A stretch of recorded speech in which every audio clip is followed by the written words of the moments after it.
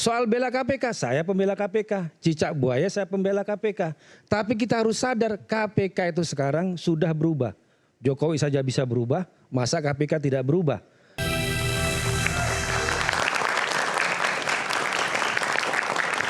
Pemirsa, akhirnya kita tiba di penghujung Rakyat Bersuara. Sebelum saya mulai ke narasumber yang lain, saya ke Bang Martin tadi dengan gagasan Bang Boy menghadirkan Harun Masiku secara in absentia dalam persidangan. Tanggapan Anda?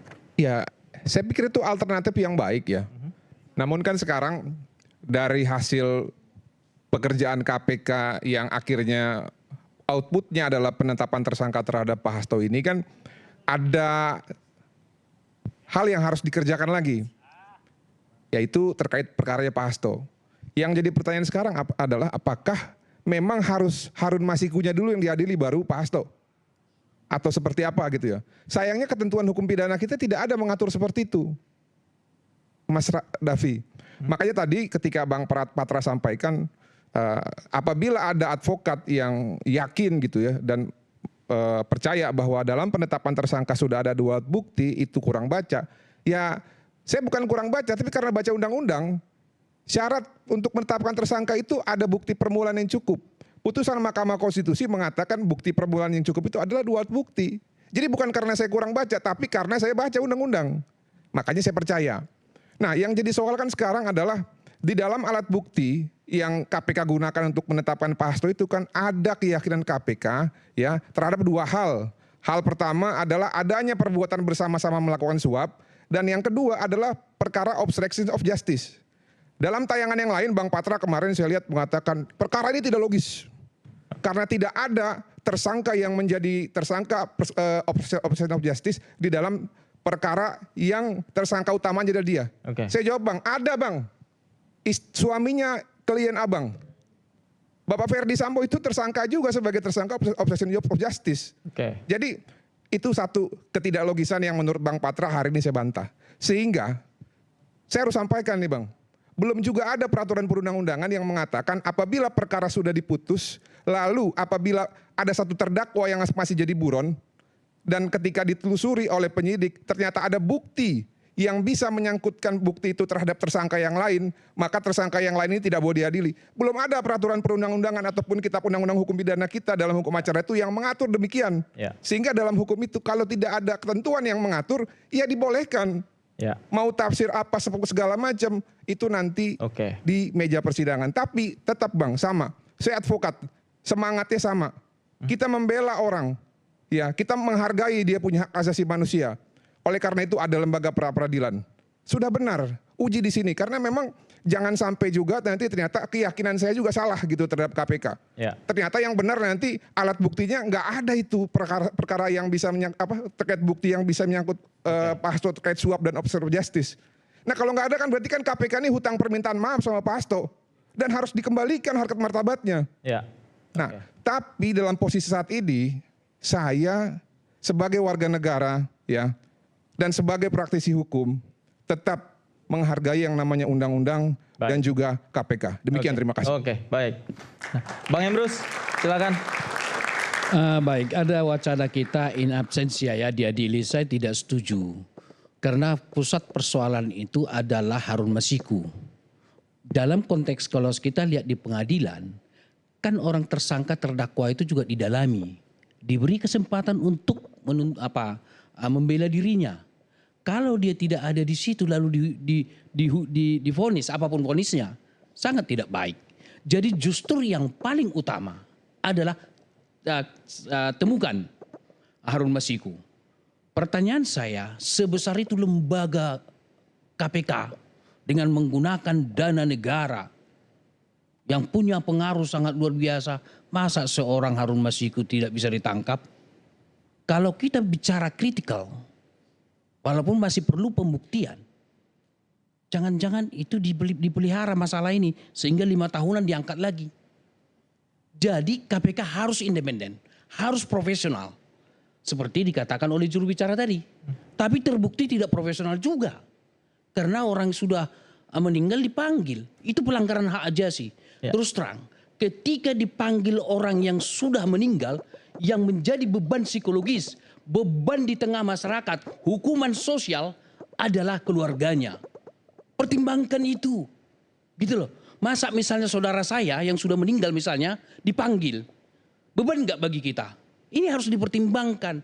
Tidak boleh kita berpikir mekanistis. Oke. Yang terakhir saya mau katakan bahwa perlu menurut saya sistem rekrutmen komisi KPK kita evaluasi. Kenapa? Karena sepanjang itu diputuskan melalui proses politik. Panselnya diputuskan oleh presiden melalui dia jabatan politik. Oke. Sepanjang itu tidak bisa dilepas pengaruhnya, buktinya. Ya. Saya mau buktikan bahwa eksekutif mempengaruhi KPK. Bukankah Jokowi pernah memarahi ketua KPK? Oke, Itu bukti intervensi. baik. Itu yang baru diungkap. Yang tidak terungkap bagaimana? Ya. Jadi oleh karena itu perlu dievaluasi. Supaya tidak dibawa eksekutif atau prosesnya tidak melalui keputusan politik yang saya tawarkan. Oke. Belum tentu yang terbaik. Oke. Kenapa bukan perwakilan-perwakilan organisasi keagamaan mewakili dikirim mereka putra-putri terbaiknya masuk di KPK. Oke. Jadi lepas daripada kekuatan politik. Demikian. Oke, baik. Bang Yudi, silakan komentar. Ya, karena penutup ya bagi saya hukum harus ditegakkan walaupun langit runtuh ya. Bahwa semua nanti teka-teki ini akan terjawab di sidang pra-peradilan karena memang KPK tentu tidak akan membuka ya penyidikan yang mereka lakukan, apa saja yang mereka temukan dan alat bukti apa berbicara seperti apa.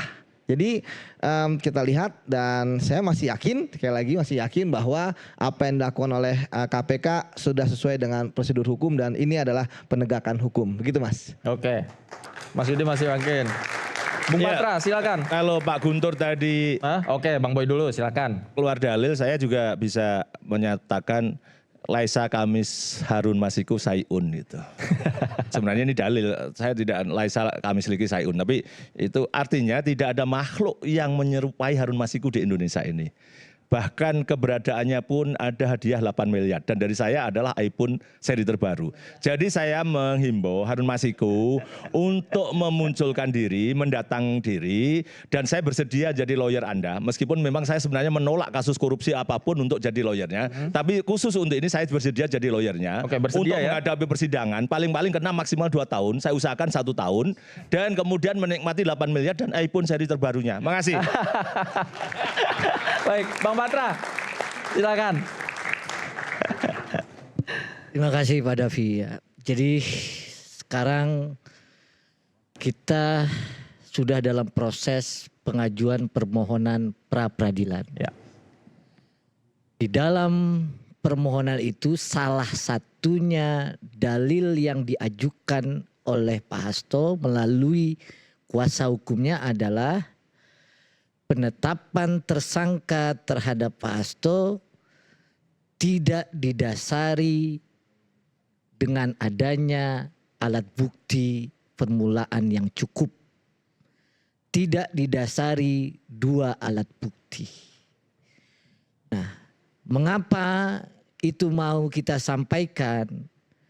Kalau isinya hanya keterangan-keterangan yang dianggap bukti baru, maka di dalam hukum acara itu keterangan-keterangan itu tidak memiliki nilai pembuktian kalau dia tidak dipersandingkan dengan alat bukti yang lain. Dan ini perkara suap. Ini perkara memberikan sesuatu di mana secara tegas dalam putusan sebelumnya dinyatakan bahwa uang tersebut berasal dari Harun Masiku. Di dalam persidangan juga disampaikan bahwa tidak ada bunyi, tidak ada kaitan, tidak ada yang namanya keterlibatan Pak Hasto. Ya. Maka valid kita tanyakan apa alat bukti yang digunakan oleh KPK dalam menetapkan Pak Hasto sebagai tersangka. Tentu masyarakat mau melihat nih. Dan saya dalam kesempatan ini Pak Davi, kita juga minta nih doa masyarakat seluruh Indonesia. Ya, bahwa hakim yang memeriksa dan mengadili ini betul-betul hakim yang punya hati nurani. Betul-betul hakim yang betul melihat nanti dalam persidangan. Betul-betul hakim yang akan mampu memberikan keadilan. Karena dalam satu ajaran kita bisa hidup tanpa kebaikan. tetapi kita tidak bisa hidup tanpa keadilan. Baik. Ya, jadi mudah-mudahan Ya. putusannya nanti sesuai apa yang kita mohonkan. Oke. Bahwa penetapan Pak Hasto selaku tersangka tidak sah. Oke. Itu saja. Baik. Makasih. Oke. Pak Irma, silakan. Iya, jadi kan sama juga mengharapkan agar KPK kalah ya kan. Tadi sudah ya. Jadi ini kan masalahnya kita ini jangan juga menyempitkan arti dari korupsi yang selama ini disesatkan hanya sebagai kerugian negara saja. Bahwa akar dari korupsi itu ada dua, yaitu conflict of interest sama abuse of power. Nah, dua hal itu adalah hal yang pertama kali dicermati. Anda di KPK pasti tahu bahwa itu berhubungan dengan kuasa seseorang yang bisa telepon membebaskan seseorang, apakah dia koruptor, apakah dia kriminal, atau mengurangi hukuman. Iya kan?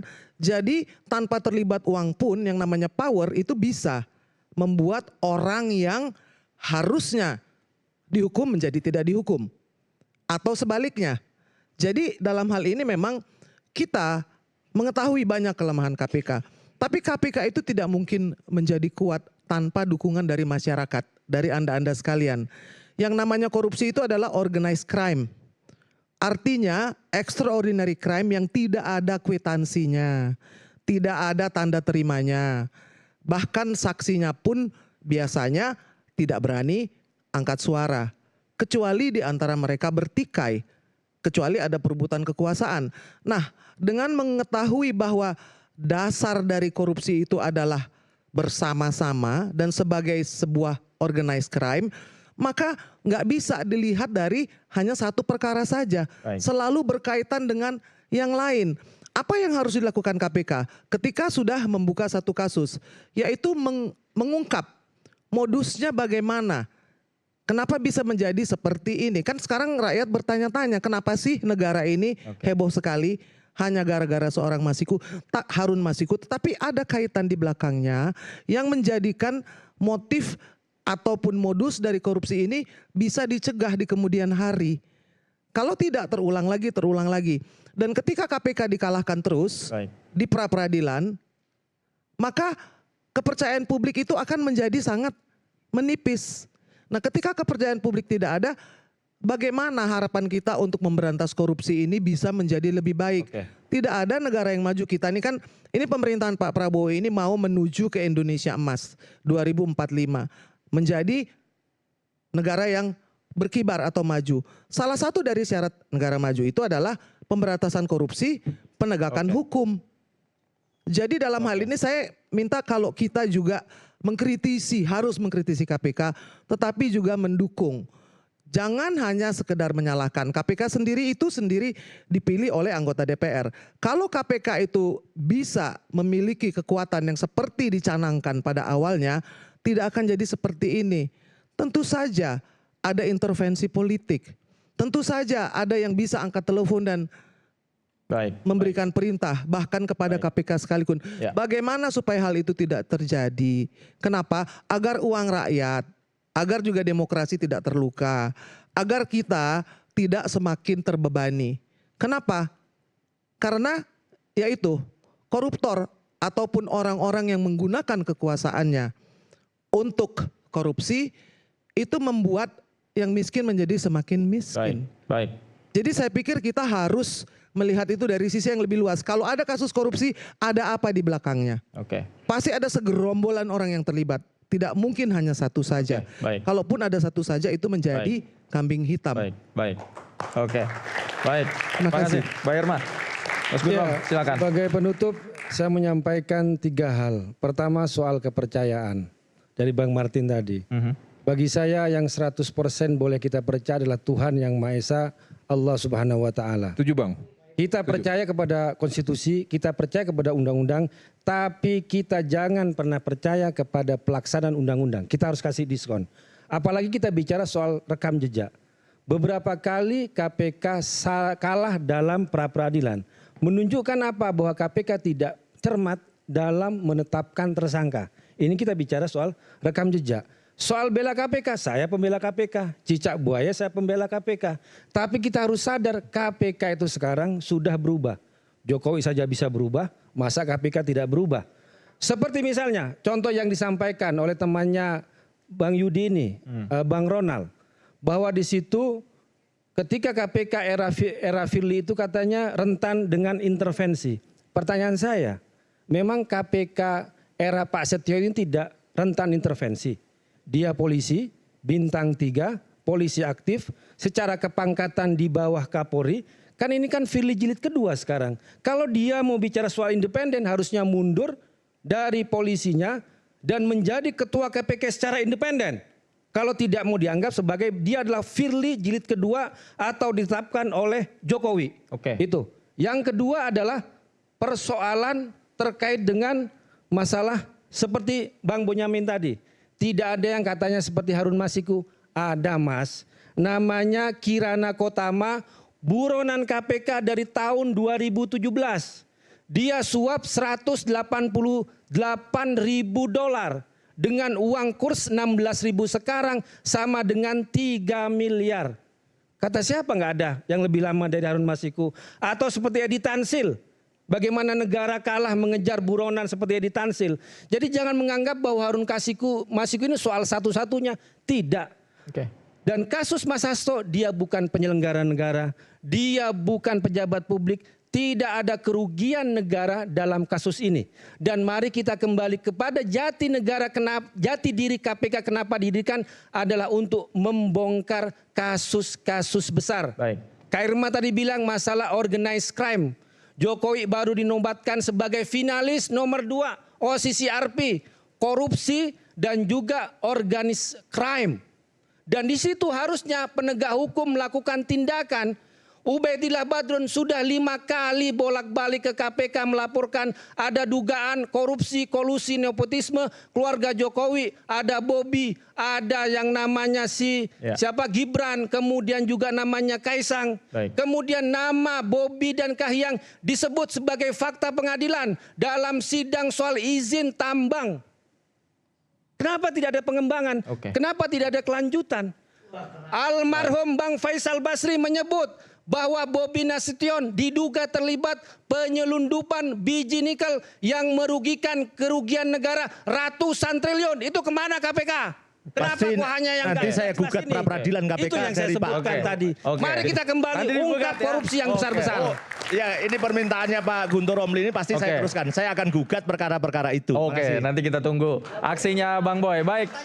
Oke, baik. Terima kasih Bapak Ibu sudah hadir bersama kami. Pemirsa, terlepas dari banyaknya isu dan kontroversi yang beredar, keadilan harus dijunjung tinggi dan dibuktikan secara transparan. Publik juga menanti komitmen pemberantasan korupsi dan suap secara menyeluruh tanpa intervensi dari invisible hand.